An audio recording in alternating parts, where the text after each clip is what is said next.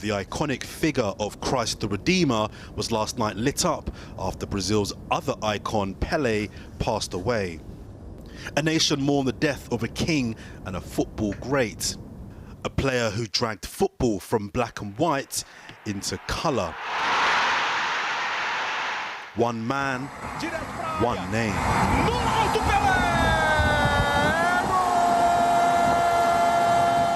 Still the only player to win the World Cup 3 times, Pelé for many was not only the symbol of a sport, he was the symbol of a country. Making his debut for Brazil at just 16, Edson Arantes dos Nascimento, to give him his full name, went on to become one of the most famous athletes of all time. Pelé had seen his father distraught after Brazil lost at the 1950 World Cup. My father used to say, oh, man should be strong, man doesn't cry. Then I saw my father cry when Brazil lost the game. Then I told him, Father, no, don't worry, I'm gonna win one World Cup for you, don't worry. I was 9 years. He not only kept his promise, but won 2 more, transforming Brazil into the new global football superpower. I don't think his importance in Brazil can be understated. If you look at Brazil before 1958, it wasn't this sort of football nation. 12 years later, when Pelé wins his 3rd and final World Cup in 1970, everybody in the world knows Brazil for its football. It's a football nation, and it's a football nation because of one man. Brazilian football wouldn't exist as it is without Pelé. He invented so many things. He was such a visionary, and he made it very naturally because he was just this blessed, talented guy who turned Brazilian football into what it is, the beautiful game, everything that people relate to Brazilian football as the beautiful game. It wouldn't exist, and it wouldn't exist, especially at this level, without Pelé. He made it real. One of the most famous moments of Pelé's career was that save from England's Gordon Banks. The Brazilian later called it the greatest save ever. Let the ball do the running for you. Don't try and run with it. You're in no... He made the, some would say, awkward transition from the pitch to the film set, with a small role in the film Escape to Victory alongside Michael Caine. Which means that as they... Give me this. Kobe, after giving me ball, here I do these, go. Easy. After retiring, Pelé became one of the most in-demand people in the world, taking up ambassadorial roles and meeting some of the most important people on the planet. Brazil's current captain and number 10, Neymar, said, before Pelé, football was only a sport. He turned football into art, into entertainment. He gave a voice to the poor, to black people. Pelé is forever. Current and former world leaders too paid tribute. Barack Obama writing that, as one of the most recognizable athletes in the world, Pelé understood the power of sport to bring people together. Another iconic athlete and showman, Usain Bolt, wrote simply, a sporting legend, rest in peace, King Pelé. But was he the best to play the game? And if so, how important is it anyway?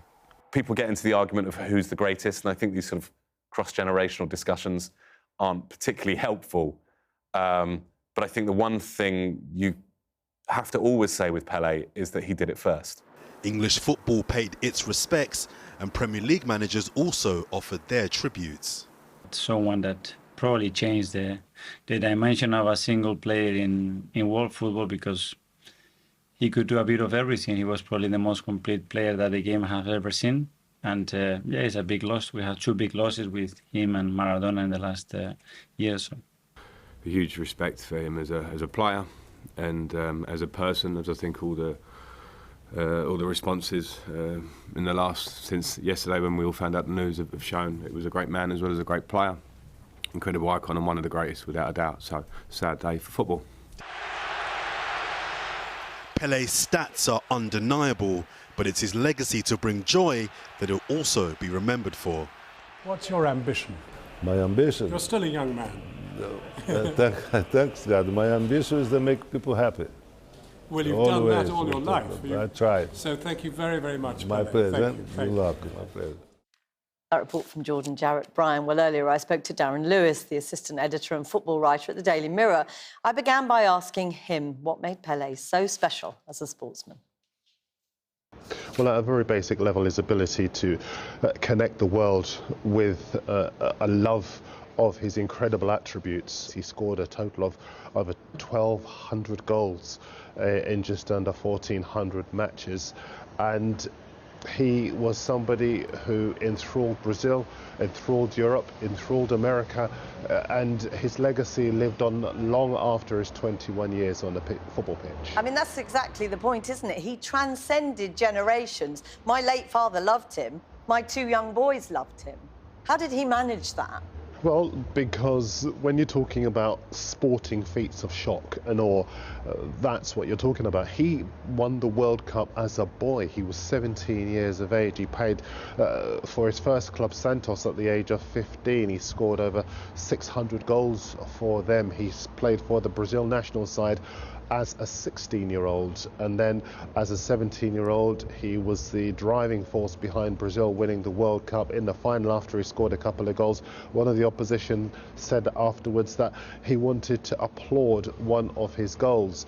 And obviously we've just finished watching the last World Cup, where the question has come up, you know, who is the GOAT, as the young people say, who's the greatest of all time. Lots of talk about Lionel Messi, but who's right? Are those comparisons fair and valid across the generations? Well, for me, whenever I talk about great players, great sportsmen, I talk about their impact off the pitch as well as on it. And for me, Pelé was the first black global sporting star. And that's quite significant for me, because I think you have to remember what he overcame as a child. He was impoverished, he came from very humble beginnings, and from his point of view, not only did he rise above those difficult circumstances, but he used the power of his platform to speak truth to power and to influence politicians who'd been seduced by his beauty on the pitch to changing policies to help the people where he came from. You have to bear in mind also he was born only 50 years after the abolition of slavery in Brazil. There was a classist and racist structure that was very much at play at the time. Yeah, it's interesting, though, because he was often criticised for not speaking about racism enough. And Neymar's tribute was really interesting. He said Pelé gave voice to the poor, to black people. He gave visibility to Brazil. Was his visibility enough? Well, in many respects, yes. I mean, listen, not everybody is going to attack the issue in the same way. So he didn't do it, for example, in quite the same as Muhammad Ali, who obviously very famously said that he wasn't going to fight in any white man's army. That he was much less, if you like, verbose. He was much less straight talking, but he was somebody nonetheless who was quite keen to give that visibility to the Brazilian people. And when you look back at all his finest moments, and there were many, what are the ones that you'll remember most, perhaps? Well, the wonderful goals and the way that he obviously brought other people into the play, the goals he scored by himself. But actually, one of my favourite Pelé moments was in the semi-final of the World Cup in 1970, and it was a goal he didn't score, where the ball was rolled to him outside of the box. The goalkeeper came rushing out to try and stop him.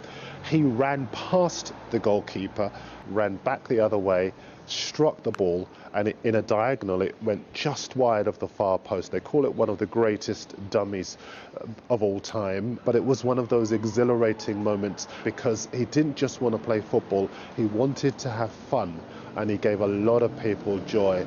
Darren Lewis, thank you so much for talking to us today about Pelé, a giver of great joy. Darren Lewis, thanks a lot. Thank you, Jackie.